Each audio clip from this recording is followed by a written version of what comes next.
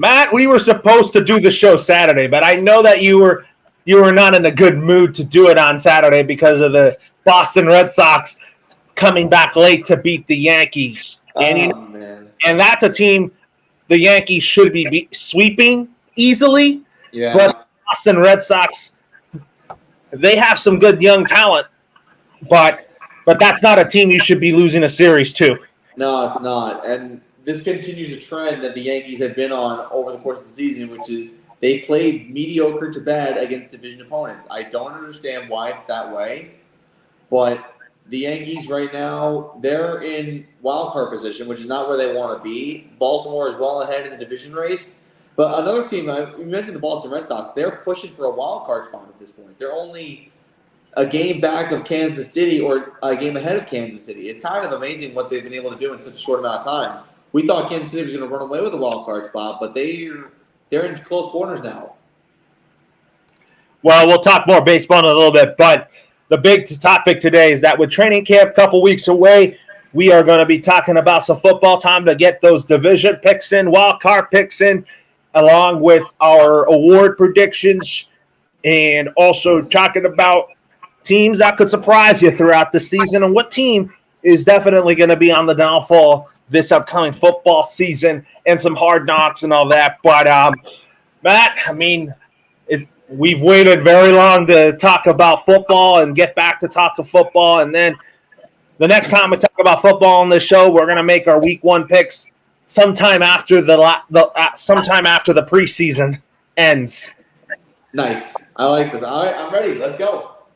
Well, we're going to start with the best conference, but we're going to go from east to west. Okay. So we're going to start with the East Division in the AFC. Mm-hmm. My pick to win that division is I'm picking my guy Tua Tagovailoa, Jalen Waddle, Tyreek Hill, and Raheem Mostert and the Miami Dolphins to win the division. They were at point last year to win that division last year, but a disappointing end to the regular season for the Dolphins last year put them in a situation where they lost to the Buffalo Bills, where they got lucky to win that division, and then they lost to Patrick Mahomes and the Kansas City Chiefs in the wild card round.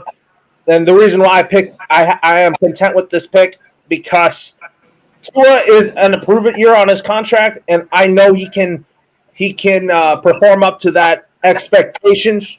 I know the Bills are good with Josh Allen, and then they got a two good tight end set with Dalton Kincaid, Dawson Knox, and the Bills will be right there. You're not going to count out the Buffalo Bills. The New York Jets, now that Aaron Rodgers is healthy, no excuses now for the New York Jets to challenge the Bills and the Dolphins for the division title.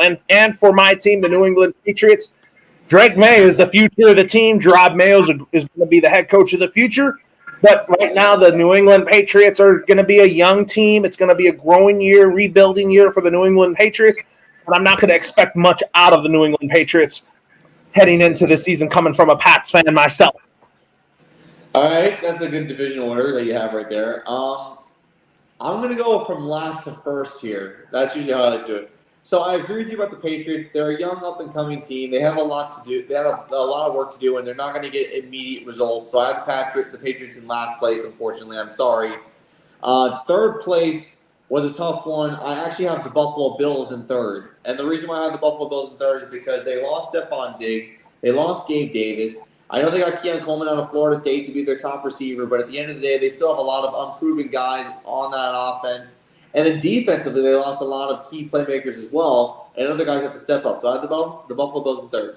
Second place, I have the New York Jets. The Jets, Aaron Rodgers, no excuses. He's fully healthy, and Robert Saleh is coaching for his life. And then the Dolphins I have in first place because they're the most talented team in that division on paper. You're right about that, but you know what? I like Mike McDaniel. I think Mike McDaniel has proven to me he is the right fit to coach the Miami Dolphins because of his personality, his offensive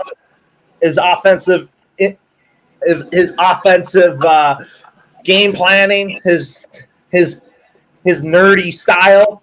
I think he's the best coach in that division.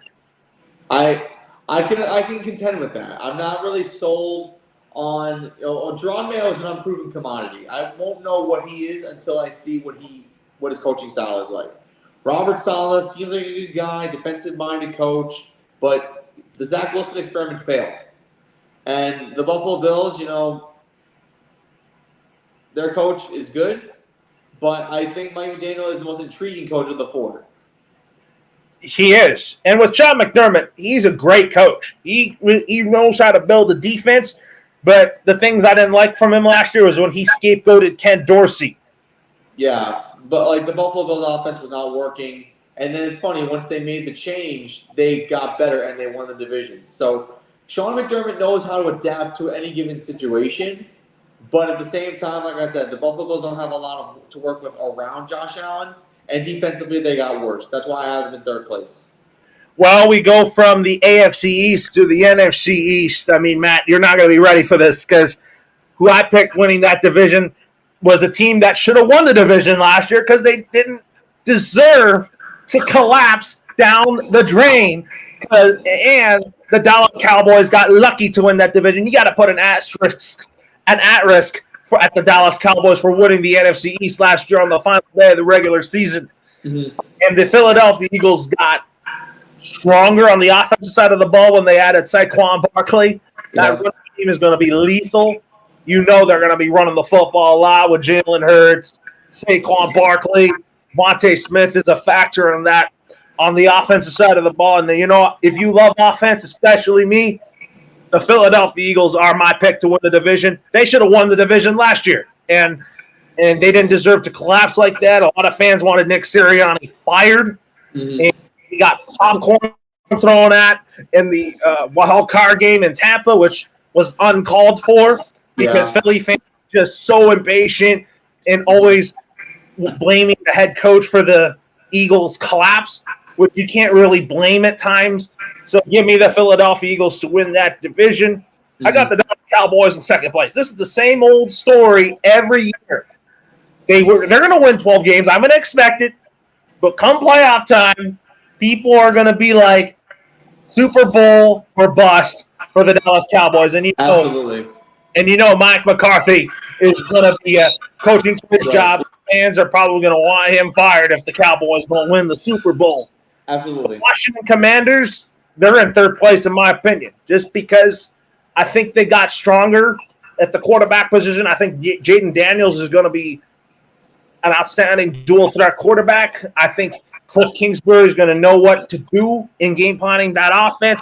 Dan Quinn, I think, is going to improve that defense significantly because Dan Quinn knows the struggles that the Commanders have defensively. And I think that Washington is not a playoff team just yet, but I think the Commanders have defense and they have the quarterback to win ball games, and I think they're going to be a lot better on both assets, both sides of the ball. And then in last place, I'm sorry to break it to you, Matt, the New York Football Giants are in last place. It's because Daniel Jones is still a quarterback. If he's in under, he's not going to give you the best chance to win. I mean, you drafted his neighbors, and I think that's going to be a good target for Jones, but I just feel like the New York Giants offense is not going to be very good this year. All right. Not much is going to be said here. From top to bottom, I'm with you on that one. I'm going to give you a short explanation. The Giants, Daniel Jones. 2 words. That's it. I do think Brian Dable is not entirely safe because I know that he's a good coach. However, when you look at who's throwing the football, it's not a good situation for Brian Dable to be in. I think if the Giants do finish with the worst record in the NFL, I think that maybe Brian Dable should give just one more pass, just so he can get his own guy to work around. So, the Giants are in the last place up until then. And then the Commanders, third place is probably a solid place for them. The Cowboys and Eagles are going to be fighting tooth and nail for that division, but I think the Eagles are going to get the best of them because they got a better running back than the Cowboys do. And also the Cowboys lost Tony Pollard. So, yes, you're right about the same story. 12 games every year, the Cowboys win in the regular season, and then when they get to the playoffs, it's a completely different story. And then the Eagles, I just like the Saquon Barkley addition so much more. They made a lot of coaching changes to their coordinator staff because of the collapse they suffered last year. And I think that they're ready to show that what happened last year was a fluke. Yes, it was. I mean, with the Eagles, my point on the Eagles is I really like that Vic Fangio is going to call the defense. I think Vic Fangio is going to get the best out of guys such as Nakobe Dean, uh, Davis, and then, what are you going to do without Fletcher Cox? Because Fletcher Cox retired, and then he's got a veteran leader in Brandon Graham, because Brandon Graham is the leader of that unit. And then for the Cowboys, their defense is going to be a strength of theirs still, because I think I think Micah Parsons is that type of player that can really carry the defense. Although Mike Zimmer is the defensive coordinator, I think Mike Zimmer is going to do a decent job with that defense. I mean, the Cowboys' strength at defense was because Dan Quinn was the defensive coordinator, and now he's in Washington, and he's going to probably pick apart that defense because he's coached that defense for a 3 or 4 year period. So I think Dan Quinn going to Washington, I think, was a really smart move now that you think about it, because he can exploit the defense to his rookie quarterback. That's what happened in the past, and I think that even though, and also this is something to keep in mind, Dak Prescott is on the last year of his extension. So the question around Dallas has been, will Dak get an extension? Will he get another 4 years? Will he be the Cowboy franchise starter going forward? Dak's put up some gaudy stats in the regular season, but in the playoffs, it's been a completely different story. Well, to answer your question on if Dak Prescott's going to get an extension, I'm going to say yes. I think he's the only good quarterback they have. Jerry Jones, Stephen Jones, they love Dak Prescott in Dallas. They're going to give him another 4-year deal, I assume. And I think it's going to happen just because the Cowboys are not going to go back onto the drawing board and get a quarterback. They like Dak Prescott. They like him leading their team. And the receivers around him, like Lamb and CeeDee Lamb and Gallup and Michael Gallup, those guys surround Dak Prescott with pretty good receivers.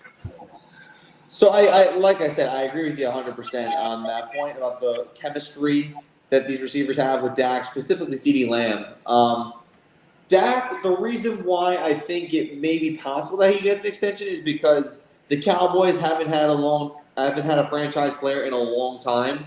And like I said, Tony Pollard is gone, and I think Micah Parsons on the defensive side of the ball is going to be your franchise guy on the defensive side.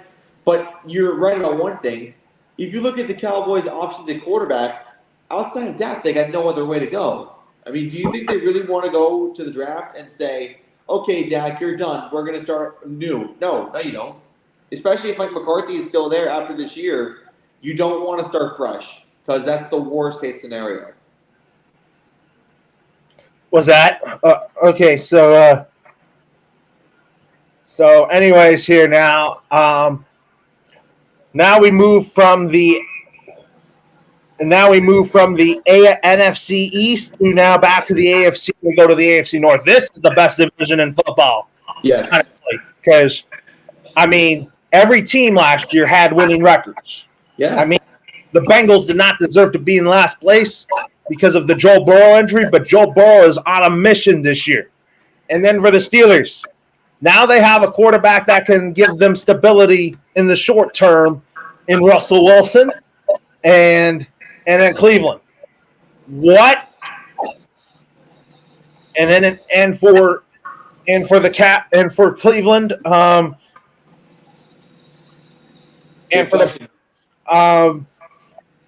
is Deshaun Watson going to show that he's not a bust after having a bad year last year? I mean, he's definitely on a mission this year.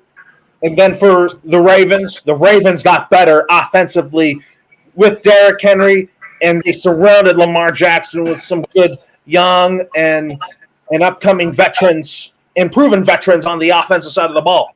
So my pick to win that division, I picked the Bengals to win last year because of Joe Burrow and Jamar Chase. But really, defense really wins you championships. And even though the Ravens kind of lost Patrick Queen to their division rival Pittsburgh Steelers, I'm going to pick the Ravens to win the division because it's all about coaching. It's all about John Harbaugh coaching this team. And John Harbaugh does a tremendous job coaching the Ravens. And I'm sure he is destined to bring home another Lombardi trophy to Baltimore. And for the Bengals, I have them in second, but it's going to be a close dogfight race to first place. Third.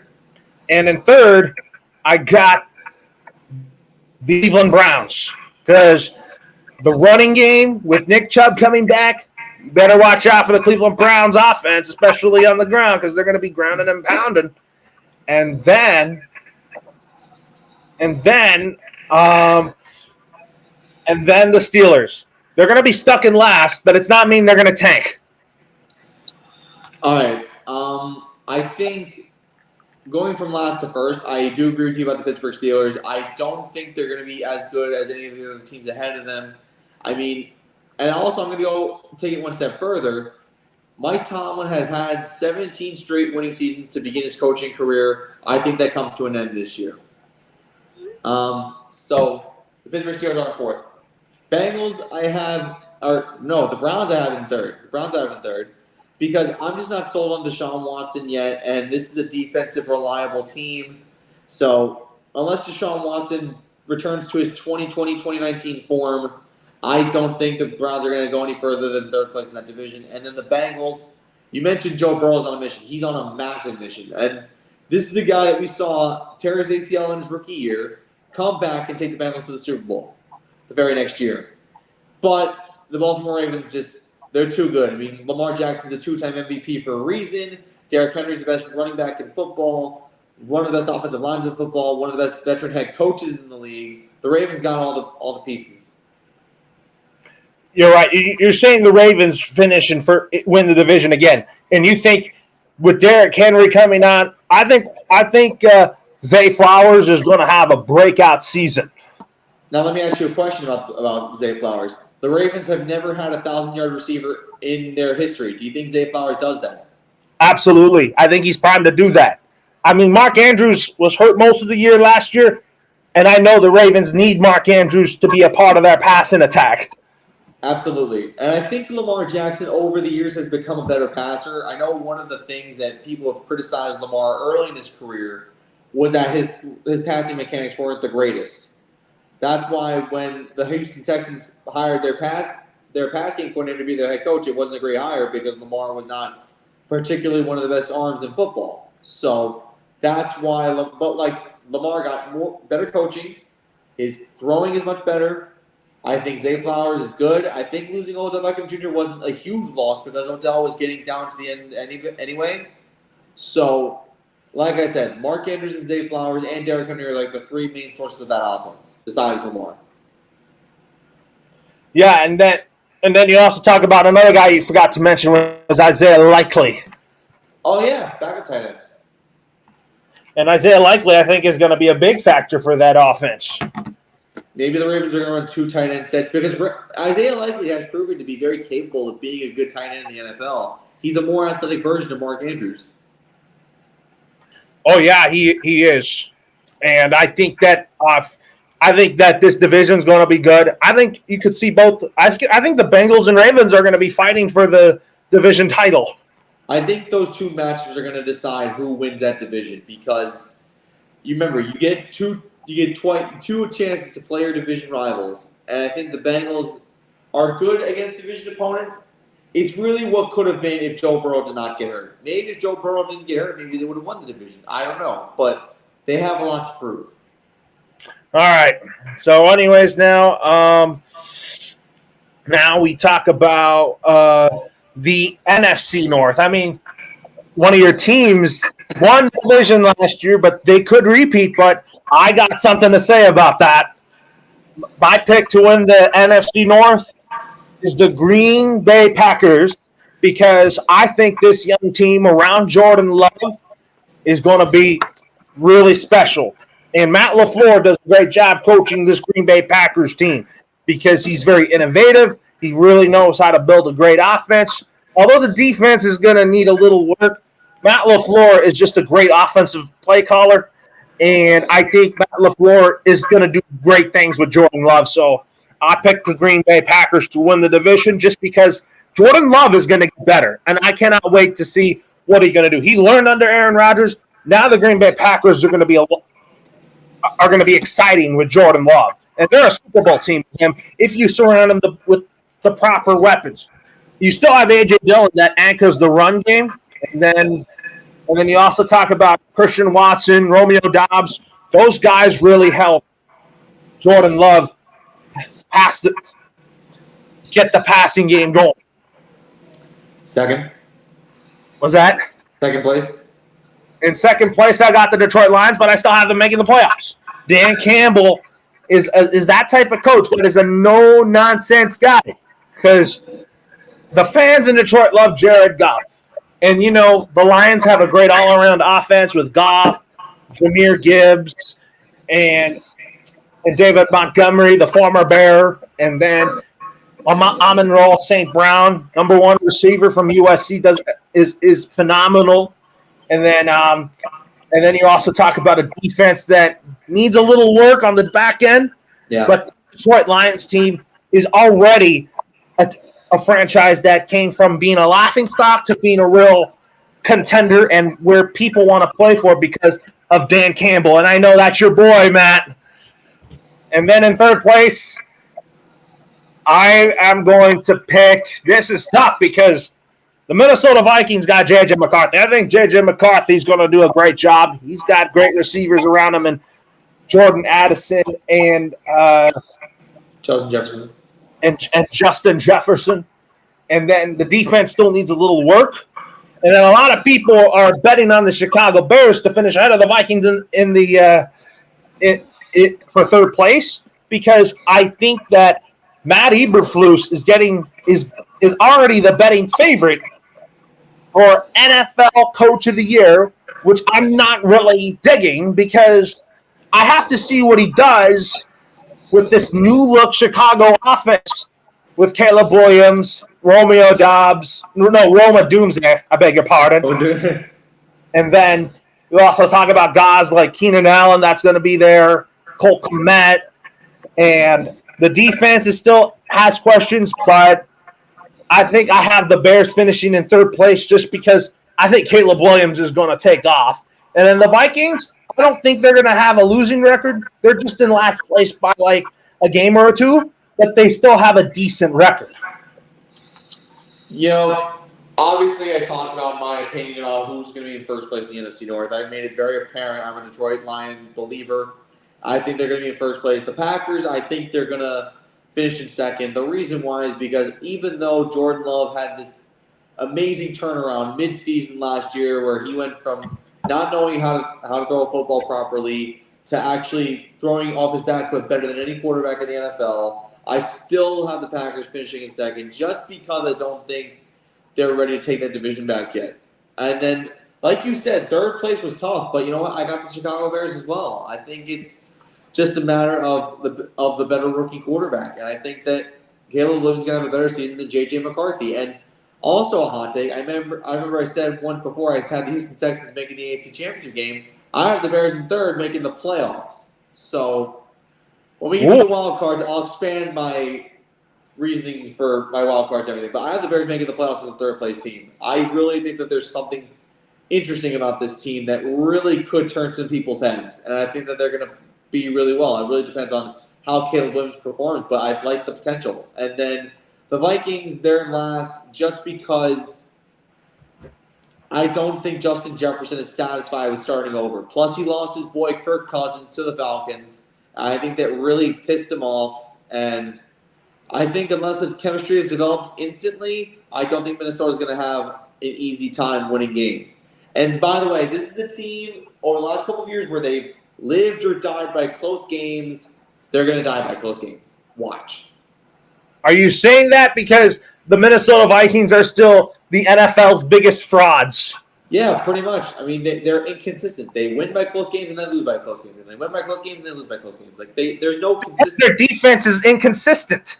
Yeah, look, I need consistency with this team, and right now I don't have it.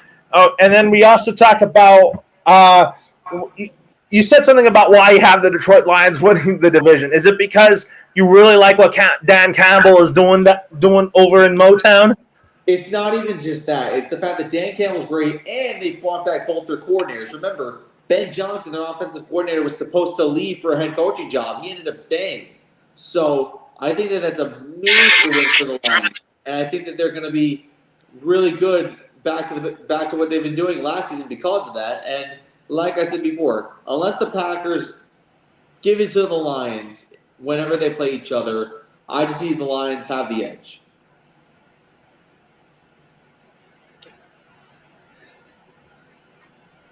Yep. Anyways, so now we go from the NFC North back into we're going to the South now. We're going to start with the AFC South. I mean, we'll start with my pick to win that division. You and I might be different here because both the Jaguars and the Texans have become great teams, with the Jaguars not deservingly collapsing last season because of Trevor Lawrence getting hurt. Trevor Lawrence tried his best to get to lead the Jags to a division title, but it just wasn't enough. I mean, C.J. Beathard stepped in and he did a nice job, but at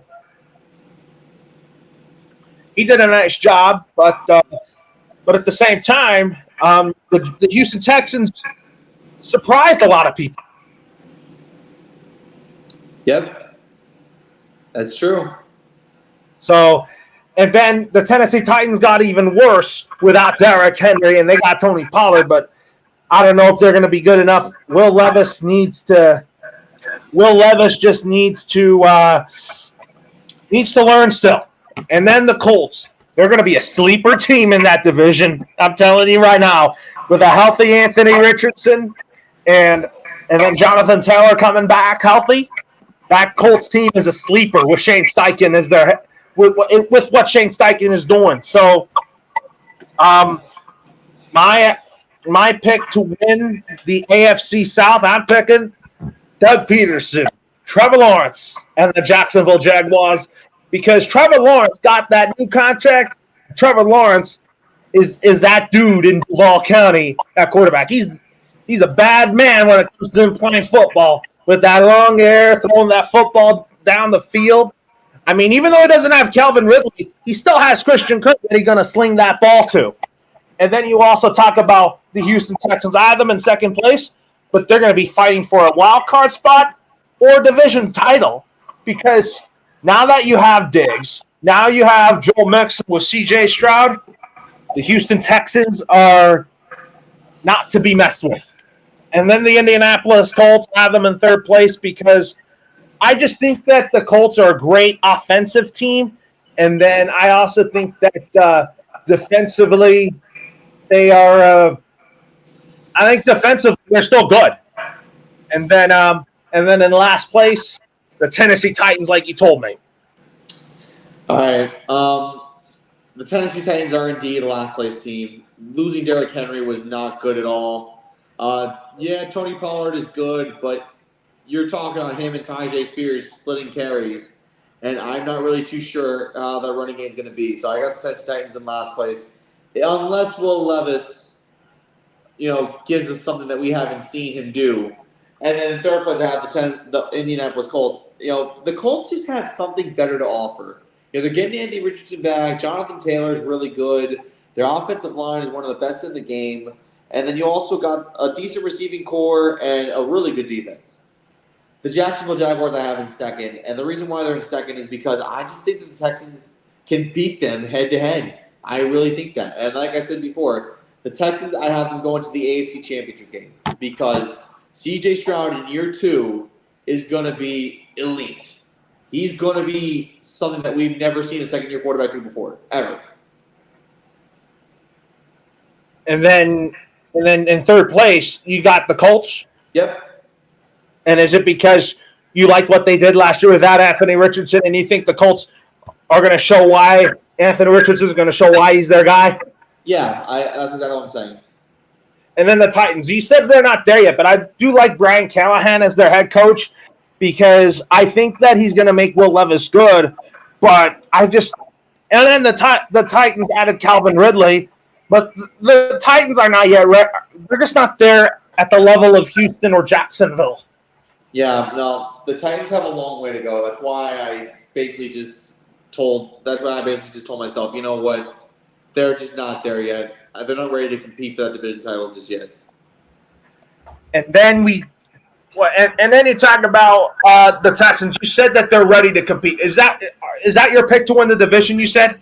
Oh, 100%, 150%. I made it clear to you before. I make it clear to you now. They're going to the AFC Championship game, and if you know what, if they lose to Patrick Mahomes, that's fine. That's a building block. They might be a Super Bowl team in the near future with Nico Ryans. Yeah, no, listen. This Texans team with Tank Dell, who was a rookie, C.J. Stroud, who was a rookie, Nico Collins, who's a veteran that was trying to find his footing, Robert Woods, Dalton Schultz, Stephon Diggs, Joe Mixon. I mean, come on. This offense is insane. And then defensively, they're actually not too bad. I think Will Anderson Jr. had a pretty good year in his rookie year, so imagine what he does in year 2. All right. So, anyways, now with that being said here, now we go to the NFC South. I mean, you talked me out of starting Michael Penix Jr. on the Falcons over Kirk Cousins in my Madden League because that's not going to make sense. At instead, I just stuck with 5 rookie quarterbacks that are going to be starting, and Penix is just going to be behind the bench for at least 2 to 3 years, and then he'll be ready to start. And then you talk about the Saints. They're an old, aging roster. They're not going to win with that roster. Tampa Bay, everybody thought that they were tanking for Caleb Williams, but Baker Mayfield brought them back from the dead, and now they're still relevant in that division. Amazing. And then the Carolina Panthers. I mean, Bryce Young just didn't have a good first year. It was because I think, I just felt like, the coaching had to do with it because I thought Frank Reich was going to work out, but it didn't because the Carolina Panthers lost a lot of games. They looked bad on both sides of the football. But with David Canales now taking over as head coach, you could see significant improvement for Bryce Young, but that doesn't mean they're going to win the division just yet. So Okay. I'm the Falcons to win the division. Number one, because Kirk Cousins is that guy that's going to help this young team evolve. Like he's going to get the best out of Bijan Robinson, get the best out of Drake London, Kyle Pitts, and then when Michael Penix steps in, those weapons will be there to support him. But the Falcons, their defense needs a little work, but we could see improvement under Raheem Morris. In second place, I got the Tampa Bay Buccaneers. Baker Mayfield, I think, is still going to have a great year. He still has Mike Evans. He still has Chris Godwin. That defense is still pretty good. And then you also talk about the Saints. Derek Carr probably not going to last much longer because Spencer Rattler, I think, is going to be the next man in to start. And their only good offensive pieces are Alvin Kamara and Olave. Yeah. The defense is 50-50, but I'm not really a fan of that roster. And then the Panthers, we'll see improvement out of that roster, especially on the offensive side of the ball with Bryce Young. All right. I have the Panthers in last place. I know Bryce Young's your guy, but I think there's room for improvement for sure, and I think Bryce Young's going to give it to you, but I don't think it'll be enough to overcome sitting at the bottom of the division. Third place, I have the New Orleans Saints. Old roster, 50-50 defense, and really not a lot of stability at the quarterback position for the future. And then second place, I got the Buccaneers, simply because of the fact that Baker Mayfield is inconsistent. He'll give you one amazing year, and then he'll give you one mediocre year. And I think that will be the end of him in Tampa after this year. And then the Falcons I have in first place. Getting Kirk Cousins, I think, was the one piece that they needed to be a playoff team, and they got him. And we talked about Penix. When the Falcons drafted him, we thought that was a bad move, but I felt like that when they got Penix, it was more of him developing under Cousins for at least 2 to 3 years. And that's what the Falcons general manager said. They said, and I quote, Kirk Cousins is our guy now, Mike Penix is our guy for the future. That's what they said in the press conference, and you know what? That's a good answer. Because Mike Penix, as good as he was at the University of Washington, is not exactly NFL ready, especially in a situation in Atlanta where you paid Kirk Cousins $180 million. It really didn't make any sense. But if you're willing to just develop him under Kirk Cousins, who's a good bridge guy. I think that's a fine explanation. Yeah, I mean, give Kirk Cousins at least 2 or 3 years to start for the Falcons to kind of help Michael Penix learn and grow his game. I think he's going to be great with the Atlanta Falcons because I said he's going to have the supporting cast right in front of him. You know the Falcons are eventually going to pay Bijan Robinson because he's really a dynamic running back that can catch, that can run the football. And then you also talk about the Saints being an old, aging roster. Dennis Allen's probably coaching in hot water. I mean, I still don't get why he's the head coach for the New Orleans Saints. I mean, the problem with Dennis Allen, well, he's aware of the system. He was the defensive coordinator before Sean Payton stepped down. You got to remember that. Sean Payton stepped down as head coach of the New Orleans Saints, and Dennis Allen was DC but when he left, and so he took the job because the Saints didn't want to go outside the organization for a head coach. Yeah, but now we go to the other best division in the AFC. The AFC West featuring the Super Bowl back-to-back Super Bowl champion Kansas City Chiefs, the revamped LA Chargers with Jim Harbaugh and Justin Herbert, and then the revamped Denver Broncos with Sean Payton and Bo Nix, who Sean Payton views as his next Drew Brees, and then Antonio Pierce and Aiden O'Connell and the new-look Las Vegas Raiders. This is no surprise to you. This is no surprise to me. Who I pick winning the AFC West is the defending back-to-back champion Kansas City Chiefs, as they are looking to go for that historic three-peat in Super Bowl history, which they are capable of doing because the receiving core has gotten better when they got Xavier Worthy out of the draft. That's going to be such a good weapon for Patrick Mahomes. Then you got Travis Kelce still doing Travis Kelce things. And then the defense with Chris Jones. That defense starts with Chris Jones. And that was a good thing the Chiefs paid him because Chris Jones is really the heart and soul of that defense. And then he still got L'Jarius Sneed, who you still kept. And then the Chiefs finish in first place by one game over the Los Angeles Chargers, who I have them in second place, but I have them making the playoffs as a wildcard team because you know the Jim Harbaugh era is going to bring Charger fans tickets. SoFi Stadium is going to be packed because of Jim Harbaugh. And Justin Herbert is going to take his game to a whole new level under Jim Harbaugh. And Jim Harbaugh already is so excited to work with Justin Herbert. Even though Greg Roman is the offensive coordinator, Justin Herbert's going to do a little bit of both. Pass the football, scramble, do a little bit of the ground and pound type of offense that Greg Roman likes to run. And the Chargers defense is pretty decent with Khalil Mack and Joey Bosa and Derwin James.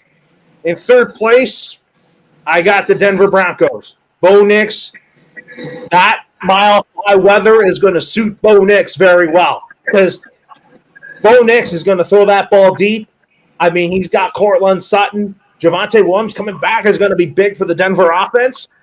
Defense, they still have a little questions, but I just think that the Denver Broncos are going to be much better than they were last year because I think they're better without Russell Wilson. And then in last place, I got the Raiders, although they'll play hard for Antonio Pierce. Last place was in the AFC West was really hard, but I agree with you. I got the Las Vegas. I almost said Oakland. The Las Vegas Raiders. It's simply because Aiden O'Connell is just not the guy that they should be relying on to win them 10 games this year. I know Aiden O'Connell out of the Big Ten, but again, I think that there are better options on the table at quarterback besides Aiden O'Connell. But I do think Antonio Pierce is going to get his players to play. Third place I have the Denver Broncos just because rookie quarterback, but a veteran head coach. Bo Nix is staying on the West Coast. He went to the University of Oregon. Now he's in Colorado where the altitude is high, and I think that's going to favor him. But I think if you're playing against the Chiefs and Chargers twice a year, it's going to be hard. And then the Chargers I have in second place because Justin Herbert is that guy. We've seen it. You and I both have seen it. And I think that Jim Harbaugh gets the guy he's wanted for such a long time. He's praised him. He said good things about him, and it's a match made in heaven. And then, Taylor Swift just might write a song about a three-peat because there's no way the Chiefs are losing that division with the talent that they have. I also said something about Xavier Worthy. That's going to improve the wide receiver room in Kansas City because Xavier Worthy is going to be open a lot and making those wide open catches. Yeah, listen. One thing the Chiefs did so badly last year was they dropped a lot of open passes. Look how many times you saw Kadarius Toney and Marquez Valdez-Scantling drop open passes. It was criminal to see how many open passes they dropped. Other than Kelsey, there was no other person that stepped up and made big plays, really up until the end of the season. But even then, the Chiefs receiving core was not that good, other than Kelsey, which is why they got Xavier Worthy. And I think it was a smart decision. And this team is good enough to win a three-peat because if you could win back-to-back Super Bowl titles without the fastest receiver in football, that just shows that you're talented in all other areas. And now you fix it. Well, I know the Chiefs open up the regular season with the Ravens on a Thursday night, and I think that's going to be a dandy to see Patrick Mahomes go up against Lamar Jackson in Week 1. I'm definitely tuning in for that. Yeah, no, that's a great game to begin the season, and I'm really looking forward to see what happens, especially because this is an AFC Championship game rematch. I think that's going to be really enticing. You get back-to-back AFC Championship rematches on the Chiefs' schedule. You get Lamar Jackson and the Ravens, and then you get Joe Burrow and the Bengals in Week 2. Wow. That's going to be So the Chiefs are being put to the test right away. No, I think the Chiefs win their game against Baltimore, and I think they lose to Joe Burrow and the Bengals in Week 2. I agree.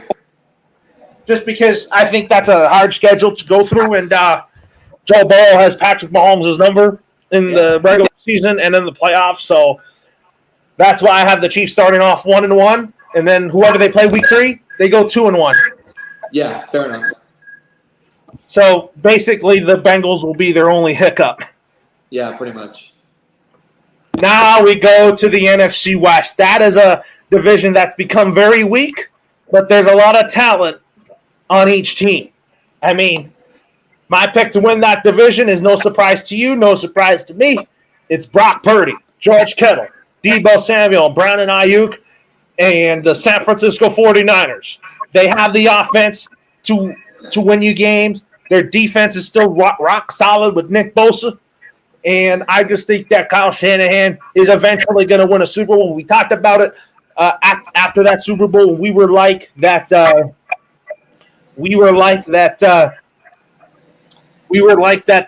the Niners' time will come when they will lift the Lombardi Trophy. And I think it will happen because I think Brock Purdy, being Mr. Irrelevant, he's already putting together a Hall of Fame type resume. Yeah. I have the Niners in first. In second place, I got the Los Angeles Rams. Even though Matthew Stafford is getting a little bit on the decline, I'm not saying it's a dramatic decline because he can still play. But why I think the Rams are going to be a fun second-place team, it's because you still got Kyron Williams at running back. He's going to do a great job for that run game. You got a good receiving tandem in Cooper Kupp and Puka Nacua. And the Rams receiving core is going to be a big strength of theirs when the season starts. And then what are you going to do without Aaron Donald? The defense has gotten younger, but I just think the Rams are going to be pretty good on the offensive side of the football. In third place, I got the Arizona Cardinals. Kyler Murray has his number one receiver finally in Marvin Harrison Jr. Jonathan Gannon really got this team to play football last year. Even though they lost, they had a losing season. Jonathan Gannon really got this team to play with and without Kyler Murray. And Jonathan Gannon really loves Kyler Murray. And the Cardinals didn't make a quarterback change. But to get Marvin Harrison Jr. really helps Kyler Murray get back to being the quarterback he once was in his first couple of years with the Arizona Cardinals. In last place, it's the Seattle Seahawks. I'm like, they don't. How much longer are we going to see Geno Smith be their starting quarterback? I mean, this is a team that's built around DK Metcalf and Tyler Lockett, but no defense. Last place I have the Seattle Seahawks. The Legion of Boom days are pretty much dead and gone. And yeah, they have, Jackson Smith and Jigba. They have DK Metcalf and they have Tyler Lockett, 3 really good receivers. I don't like their head coaching hire, Mike McDonald, and I also think Geno Smith's time has come. Third place, I got the Los Angeles Rams. I think the reason why. Yeah, I think the reason why is because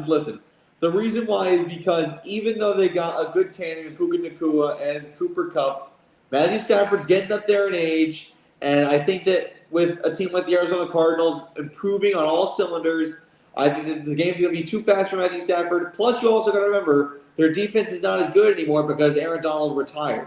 So that could also be a factor as to why their defense might not be as good as previous years. And then the Arizona Cardinals I got in second. I just see we're going to get to the teams that could surprise us. This is the team that could surprise me because the Arizona Cardinals played really well for a team that won just 5 games last year. And I think that they're going to take a step forward. I think that Kyler Murray is at that point in his career where he needs to prove himself because he hasn't really proved himself a lot over the course of his career. I think Marvin Harrison Jr. is going to bring out a lot in him. And I think that even though coaching matters, I think the Cardinals are going to get a lot of motivation from their head coach. And then I could just say, wow, Arizona Cardinals in second place? Yeah. I'm like, how? I mean, they have the offense to do it, but I'm still a little concerned about the defense. I mean, this defense is built around Buda Baker.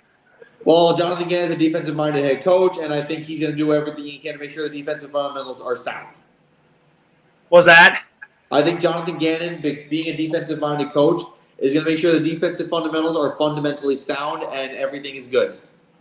And then you already know who you have one in the NFC West. It's the 49ers. Yeah, absolutely. My only concern with them is longevity. I know that they've been trying to get Brandon Ayuk on a future contract. They're trying to lock up their guys for the long haul. It hasn't really been too pretty, but I think that short term, the 49ers are going to be the team to beat in the NFC West this year. Well, we got to talk about our Super Bowl prediction here first before we get to our before we talk about our wild card picks. My Super Bowl pick, I'm going to go a little different this year. I'm going to pick Lamar Jackson and the Baltimore Ravens going up against Jalen Hurts and the Philadelphia Eagles. And my winner is the Philadelphia Eagles with Jalen Hurts as the Super Bowl 59 MVP in New Orleans. I think my Super Bowl matchup is going to be the Kansas City Chiefs versus the Philadelphia Eagles, a rematch from 2 years ago. And the reason why is because there's a phrase from the great Ric Flair: to be the man, you got to beat the man. And the Kansas City Chiefs 2.0, you're saying? Yep. I think the Kansas City Chiefs repeat.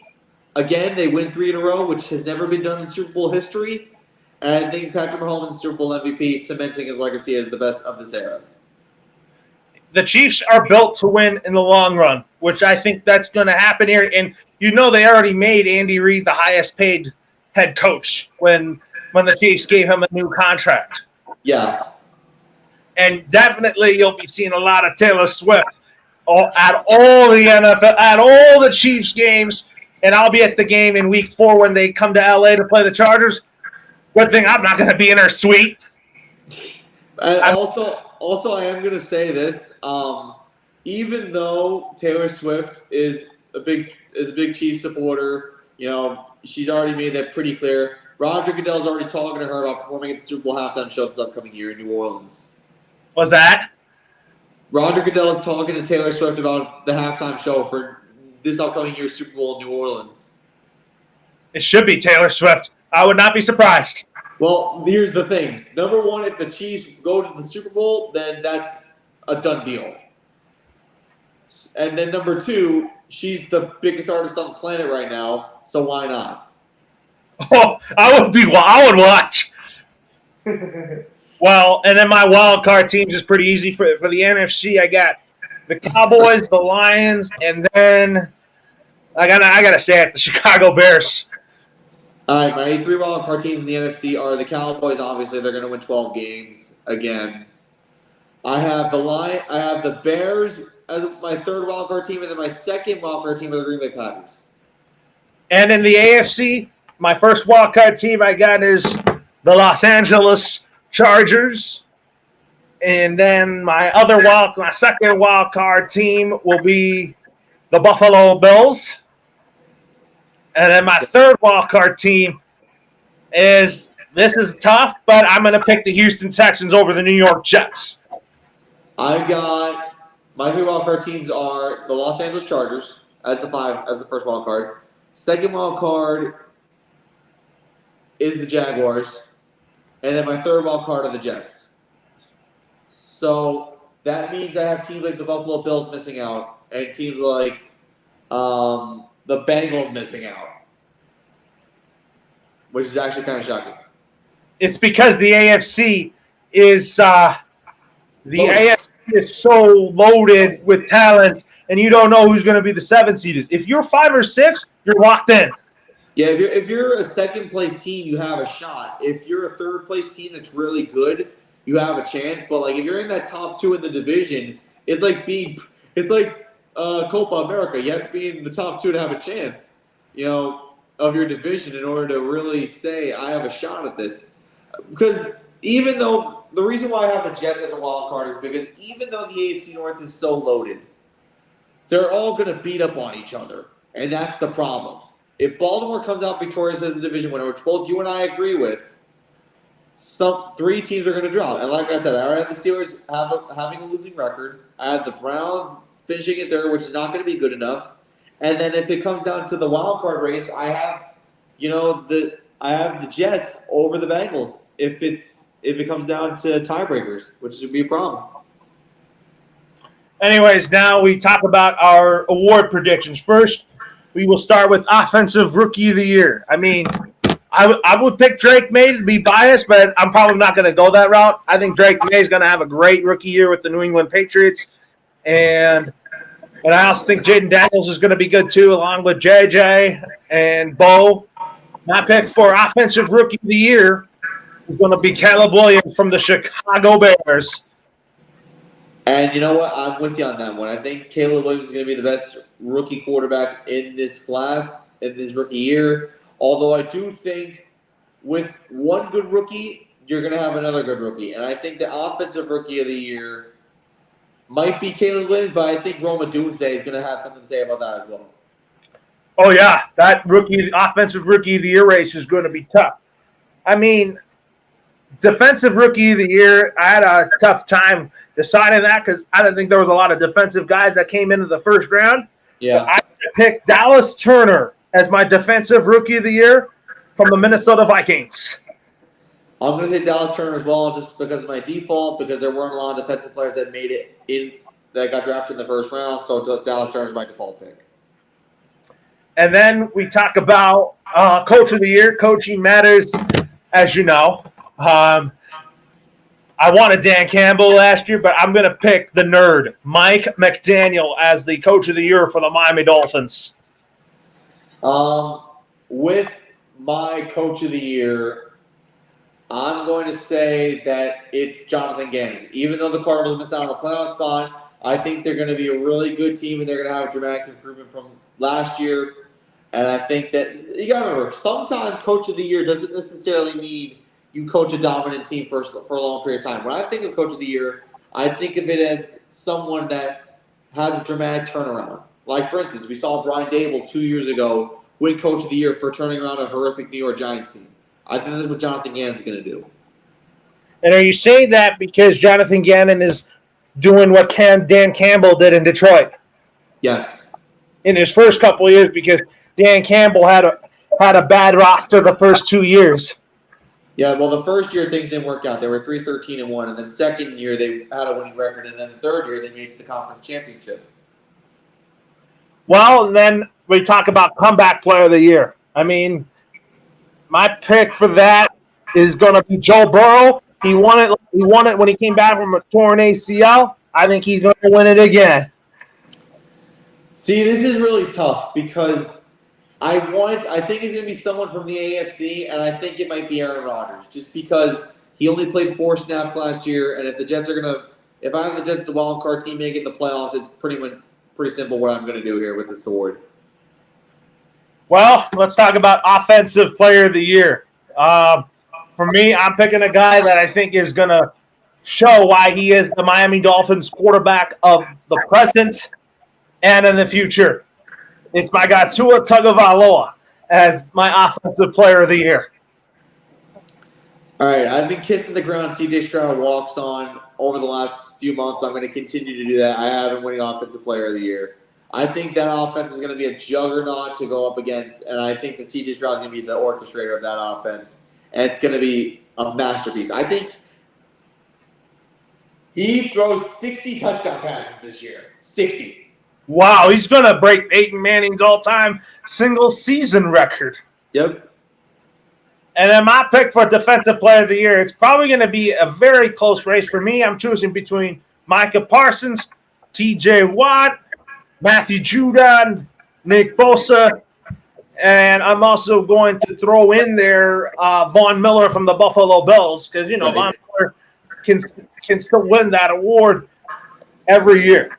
So my pick for Defensive Player of the Year, I am going to pick, you might not be shocked with who I choose. I am picking, I am going to pick, let's see. I am going to pick Jalen Ramsey from the Miami Dolphins because the Dolphins, I think Jalen Ramsey's a game changer on that side of the football. Getting interceptions, pick sixes. You know that pass defense is going to be good with Jalen Ramsey. I'm going with a guy who should have been a multi-time Defensive Player of the Year already. I'm going with Micah Parsons of the Dallas Cowboys. I hate him with a passion, but you can't deny he's good. He's really, really good. And I think he breaks Michael Strahan's single-season sack record. That would get him that. But the reason why I picked Jalen Ramsey is because he's a guy that I think can still terrorize number one receivers. Yes, I agree with you on that. I mean, but I feel like the best pass rushers, I mean, we've seen pass rushers win Defensive Player of the Years pretty often. I mean, we saw Aaron Donald win 3 Defensive Player of the Year awards. We saw T.J. Watt rack in a couple Defensive Player of the Year awards. Micah Parsons has yet to win one, and I think it's his time. You might be right. I would not be shocked if Micah Parsons wins Defensive Player of the Year because he's really an anchor of that defense, and he's really a guy that's already a centerpiece of the Dallas Cowboys defense. And I think he's a guy you make him the highest paid linebacker on the Cowboys, and he's already your franchise player. Yeah. And then for MVP, I am picking my guy from Alabama, a guy that a lot of people like to criticize at times, but I think he is the man in Philadelphia, Jalen Hurts. All right. My MVP pick, I know this is going to sound redundant, but I really don't care. If you're going to win Offensive Player of the Year and throw 60 touchdown passes, you're going to win MVP award as well. So I got CJ Stroud winning 2 awards in 1 year. That, you know, when you say 2 awards in 1 year, that could sound redundant, but it's probably in a good way. Yeah, no, listen, my expectations for CJ Stroud this year are extremely high, as you can probably tell. Yeah, expectations for Stroud are definitely high. So, anyways, now we talk about some baseball here. I mean, start with the Yankees here. They lost 2 out of 3 to the Red Sox, and you have to, and that's a series that the Yankees shouldn't be losing to. There's no words. There's really no words. I don't understand what's going on with division opponents. I really don't. it's becoming apparent. I mean, Sal Angelotti, who I'm going to get into in a second, he's a friend of mine. He said that the Yankees are lucky they got off to a good start, but it's really not about how you start, it's how you finish, and how you keep progressing through the season. And unfortunately, the Yankees have really shot themselves in the foot one too many times. And I think maybe the Boston series in Fenway was the start of it all, and they haven't really bounced back as well as I thought they should. I mean, Ben Rice is looking really good. He's second in the team in RBIs behind Judge since he debuted, but no, the bats are not alive. They're kind of inconsistent, and it's just shocking to see them fall apart this quickly. I mean, I think the Yankees will find a way to re-sign Juan Soto in the offseason, but that's going to be something to be talked about at a different time. I think Juan Soto still loves it in the Bronx. I think he does too. I think that, if you're looking at the Yankees structure of their roster, if you're looking at first base, if you've seen what Ben Rice has done over the last month, I don't think Anthony Rizzo is needed anymore. So you can get rid of him. You can get rid of DJ LeMahieu. You can shut them out of their contracts, and that makes room for, you got to sign Juan Soto. And plus Ben Rice being a rookie coming out of developmental in AA, AAA, I think this just really makes sense for open money to get Juan Soto, and then you already have the piece that you already need. Yeah, you're absolutely right about that. And then you also talk about, and then you also talk about, talk about Friday's game. The Yankees had a 3-1 lead, and then that evaporated quickly with the Masataka Yoshida home run. First off, I don't even know why Clay Holmes is an all-star. I'm very surprised that he even got in the all-star game. I vented about that to you last night, and I don't know why he got in the all-star game. It's shocking to see. Because I think Kenley Jansen should have been in the all-star game. Yeah, well, the thing, I don't know many relievers that could have replaced Clay Holmes, but I would have been fine with Emmanuel Clase and Mason Miller being in there alone instead of having Clay Holmes in there. It really makes no sense because that man is the most frustrating closer in baseball. Most frustrating closer. You're saying Clay Holmes is a frustrating closer. The bullpen of the Yankees is not really that strong. I mean, they've had a lot of injuries. I mean, they didn't have Scott Efros this year play so far. Mike Tompkin has had some ups and downs. They haven't really had a lot of production out of their bullpen because a lot of guys are hurt and it's inconsistent. That's really the problem. I mean, we saw what's his face Hill from the Dodgers that the Yankees acquired. He's 2-0 as a bullpen guy. But the problem with the Yankees is that they don't have a lot of commodities in the bullpen, and even if they do get an extra reliever from the bullpen, I don't think it's going to be enough.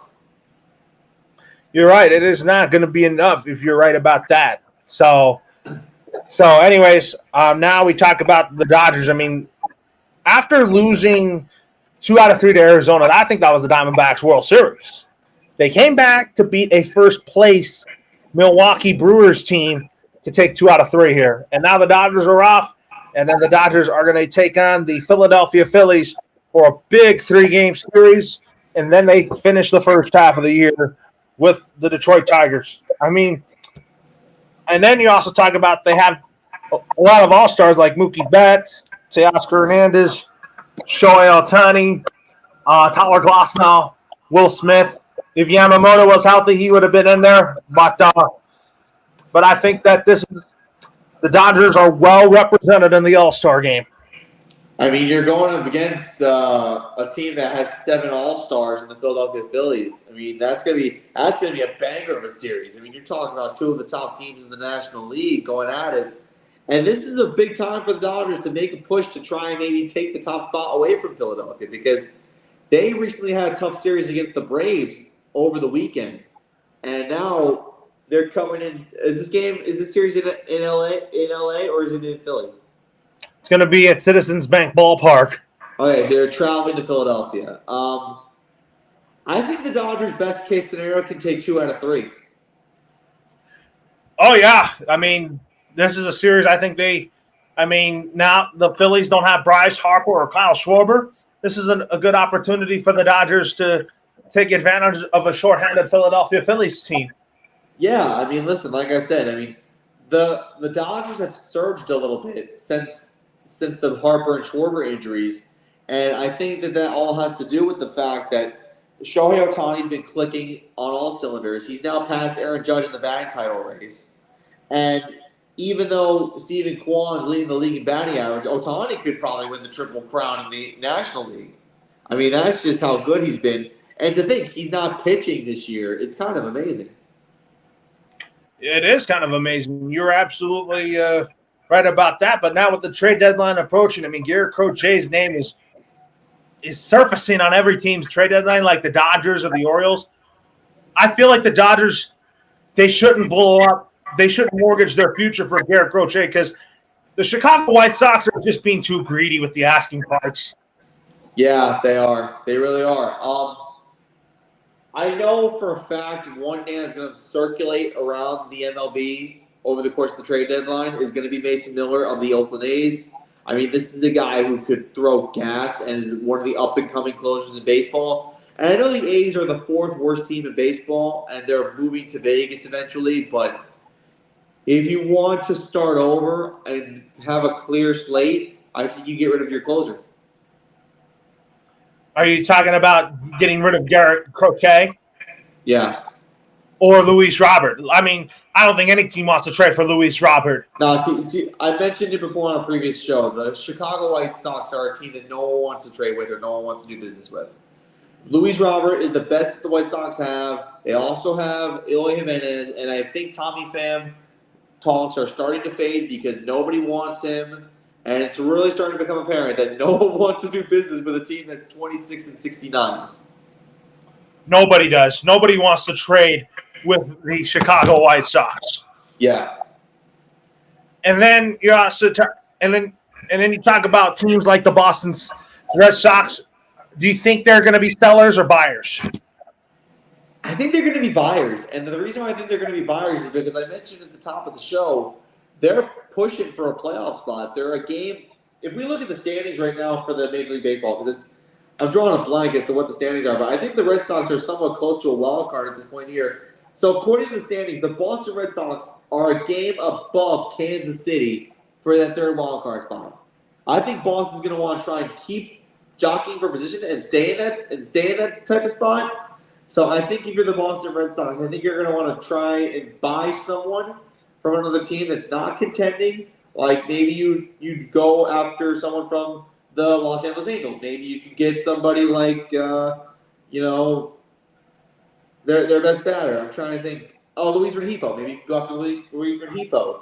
Maybe you could trade with the Texas Rangers. Maybe you could trade with a team that's completely out of it, or even a team for the National League. I mean, the Reds are not really going anywhere. The Cubs are not really going anywhere. If you're at this point, if you're within 2 to 4 games of a wild card spot, you have a chance. But I think Boston's going to be a buyer. And then you talk about the Dodgers here. A lot of people think they're going to be active being at the trade deadline. Do you think they're active for pitching or a short or more active on the shortstop or outfield market? I think pitching is huge in the postseason. If you look at the standings in the National League West, it's not even close. I think the one thing the Dodgers want to do is they want to have a solid pitching staff, and I think that that's key.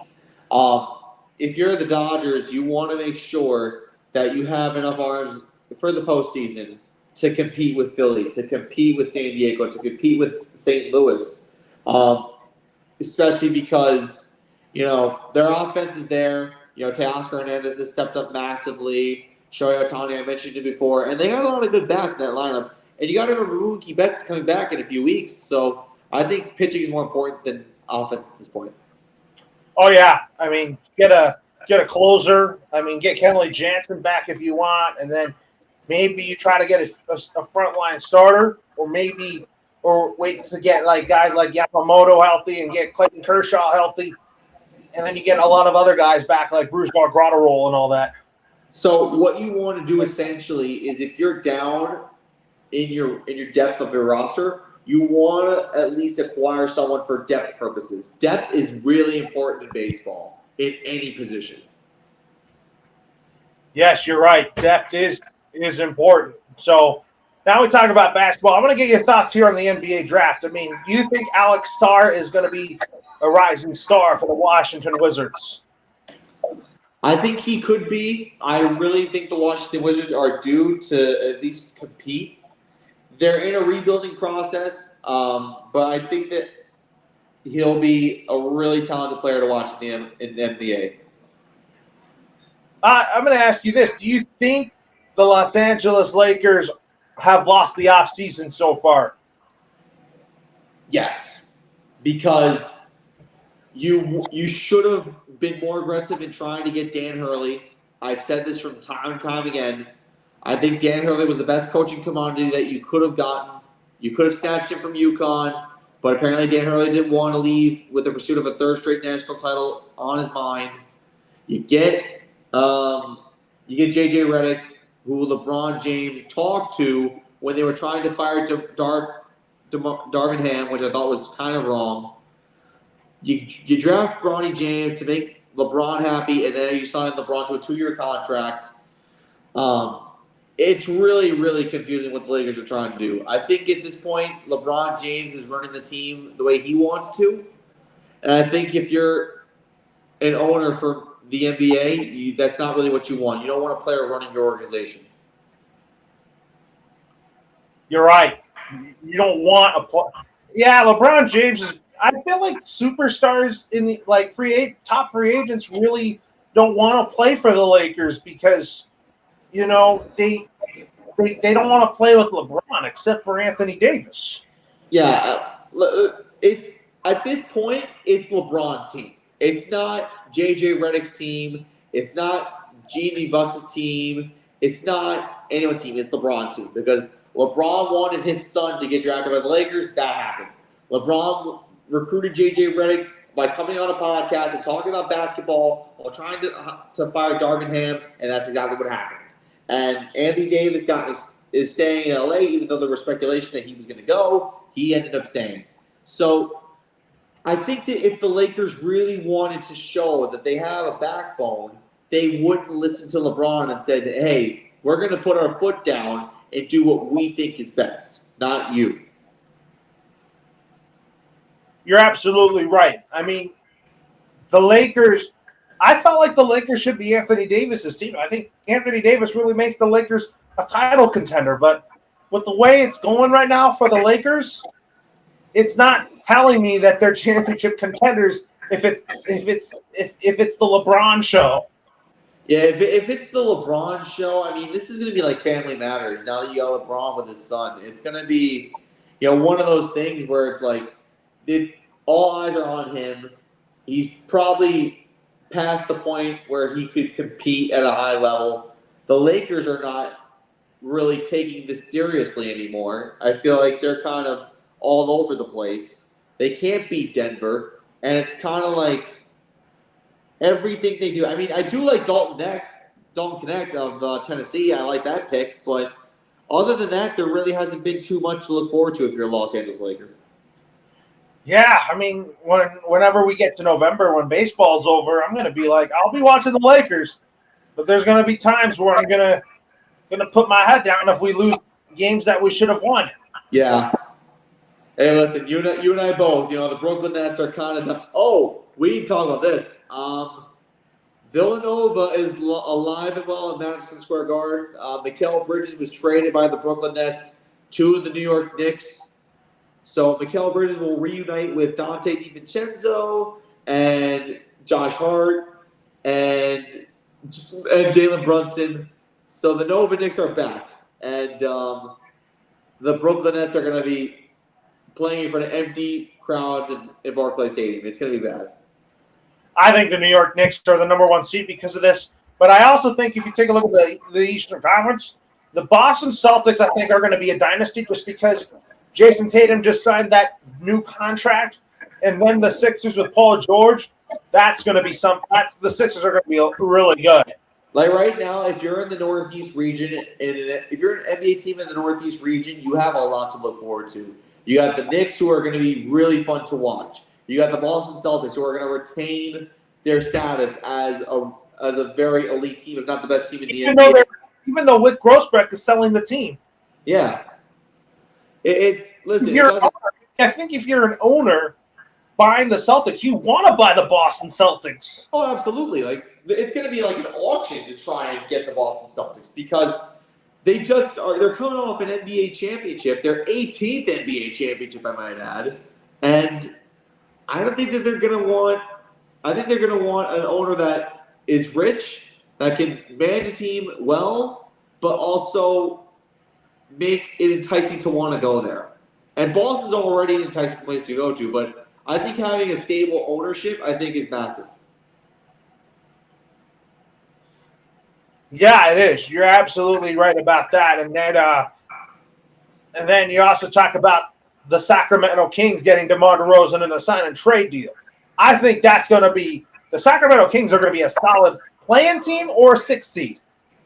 I think the Sacramento Kings are going to do just enough to be a 6th seed. I mean, this is a team that was scratching at the surface of getting in the postseason last year. They ended up playing in the play-in tournament, and they lost there. But DeMar DeRozan brings so much to the table. I mean, the Chicago Bulls are going to lose a lot of production from him. But you pair DeRozan with De'Aaron Fox and Domantas Sabonis, I think that really helps the Kings out in offensive productivity, defensive productivity. I think that the Kings are going to be a team to look out for in the Western Conference. Oh, you're absolutely right. We're going to save our West and East predictions later along with play-in teams, but the Sacramento Kings really loaded up. And then we got to talk about Klay Thompson going to the Dallas Mavericks. I mean, why did the Warriors let that man go? Because I wanted the Splash Bros eras to still continue for the rest of their careers. You and me both. I was very surprised. I think the Dallas Mavericks knew that they were on the cusp of doing something special, and they just lost the NBA Finals. I think what they wanted to do was partner someone with Kyrie and Luka, and it's very unfortunate. I mean, I don't know why the Lakers let Klay Thompson go. It's kind of surreal because the Lakers passed on him in free agency, which was stupid. Yeah, no, listen. I think the Golden State Warriors are making a big mistake. I think the Los Angeles Lakers passed on him, which was also a big mistake, because Klay Thompson, at this point in his career, is 2 years of playing basketball and is still one of the most highly efficient offensive players in the NBA. And I think the Dallas Mavericks are going to be back in the NBA Finals representing the Western Conference. Oh, yeah, the Dallas Mavericks got better with that, but also with the Warriors, they got Buddy Hield, too. I think Buddy Hield helps them offensively, and you still have a decent Warrior team around Steph Curry.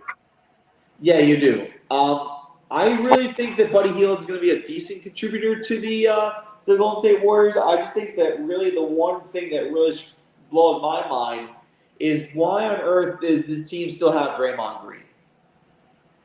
Because this is a guy who has been disciplined by the league on multiple occasions, and he's still with the team after all the crap that he put them through. But Buddy Hield's a good player. I just think that they need to make room to get rid of Draymond Green somehow and just make it a comfortable place for people to go to. Yeah, that way you can still try to do another dynasty around Stephen Curry. Absolutely. So, anyways, we talk about Chris Paul going to the San Antonio Spurs. That makes the Spurs a lot better with this young unit that they have with Victor Wembanyama. Yeah, it is. Victor Wembanyama came off a really good rookie campaign last year. Chris Paul is at the point in his career, unfortunately, where he's not going to get any better. He's only been on the decline over the last few seasons. But I think if you're going to mentor young players, the Spurs are a good place to go to because Victor Wembanyama is coming off a year where he led the all-rookies in, I think, 5 categories, which is insane. And then they also have Greg Popovich is a good veteran coach. But Chris Paul, at this point, I don't know why he wanted to go to San Antonio, but I think if you're going to mentor players, I think that's a perfect situation for him. Talk about DeJounte Murray joining the New Orleans Pelicans. That is going to be a fun team. The Pelicans really, really break my heart sometimes. And the reason why they break my heart is because Zion Williamson is great when he's healthy, and then when he's not, the team falls apart around him. And like I said, it breaks my heart. I want to see this team do well because I think they have so much potential. But ever since they lost Anthony Davis, they haven't really done anything significant. They haven't. And then I think the Memphis Grizzlies are back because I think that I think Zach Edey is going to make that team look a lot better. Well, when you have a 7'4" center in your team, you know you're going to be an intimidating presence with Zach Edey on your side. And listen, Zach Edey is going to be a very intriguing person to watch this season because while I mentioned his size, he's 7'4", like I said before. His game is going to be really, really, really hard to come by because the sky hook is there, but how teams game plan around him is going to be interesting because in college he was an outlier compared to everything else, compared to everyone else around him. But now in the NBA, there's going to be schemes to combat that, so it's going to be interesting. Yeah, you're absolutely right about that. But before we go, we have an announcement to make, Matt. Go ahead. Yes, I'm glad you brought that up. So, for those of you who are, I'm going to get this out of the way first. So, I mentioned before, Sirianni Says Sports. That's a brand of mine. I'm still writing articles. I'm still putting up posts for it. But as far as the show with Ryan Barrington Jr. goes, unfortunately, that has come to an end because Ryan Barrington Jr. has got a lot of stuff going on in his life that I unfortunately am not in control of, and he's not in control of. However, I'm still putting up articles. I'm still putting up posts. I'm still putting up little videos of predictions and everything for Sirianni Says Sports. I'm glad I'm doing that. However, opportunity knocks. When one door closes, another one opens. Since 2019, I have been a part of a talk show called Talking Baseball with Sal Angioletti. It's a show that's exclusively about baseball. They talk about nothing but baseball. And we recently got in touch with Loro because when Sal revived the show, he wanted to kick down doors. And I think that, we wanted to kick down doors and not open them. And I think with Talking Baseball with Sal Angioletti, we really wanted to make it the best possible program. So my friend Sal asked me about Loro, and I said Loro is one of the most intelligent baseball people you will ever meet. And I mean, it's true. So Sal said, would Loro be interested in coming on our show once a week for 10, 15 minutes to start to talk about the Dodgers? I said, absolutely. And I pitched it to Loro, and he said yes. And let me just explain where you can listen to Talking Baseball and Sal Angioletti. It's on every Wednesday night from 7 p.m. to 8 p.m. You can find us on Northeast Streaming Sports Network. We come through Shared Universe Podcast Studios, and we're also making our debut with Garden State Radio in New Jersey. So we're going to be the first sports show for Garden State Radio. We're also on Roku TV. We're on YouTube. We're on Facebook. We're all over the place. And like I said, Loro is going to be a big factor into why we're kicking down doors. And it's going to be me, Loro, Sal Angioletti, and Carl McGlowski. For those of you who want to know the breakdown of the four of us, as you know, Loro is a diehard Dodgers fan. I'm a diehard Yankees fan. Sal Angioletti, who's the main man of the show, he's a diehard Yankee fan. And then Carl McGlowski is a diehard Phillies fan. So you got three different markets across the show. And I'm really excited to see where this goes with Loro jumping aboard. And, if you want to tune in to see the Garden State Radio debut of Talking Baseball with Sal Angioletti, 7 p.m., Roku, Garden State Radio, Facebook, YouTube, Roku TV, you name it, and I'm glad Loro's joining aboard. I just messaged you something, Matt. Since Ryan can't join your show because of other commitments, maybe you and I can bring it back. Maybe they're doing 2-3 shows a week. Yeah, maybe we bring back Sirianni Says Sports together. Okay, we'll discuss that. We'll discuss that off air. Yeah, I mean, we should, because I know that you have a website that still says it, and I still hear your social media handle still says. Yeah. Still says all that. Yeah, no, I like the idea. We'll discuss this off air. But anyway, like I said, thank you all for tuning in. We greatly appreciate it. And for those of you who want to tune in to Talkin Baseball, Sal and Gilletti tomorrow on Wednesday night, we'll see you there. All right, Matt. You have a great rest of your night. Good night, everybody.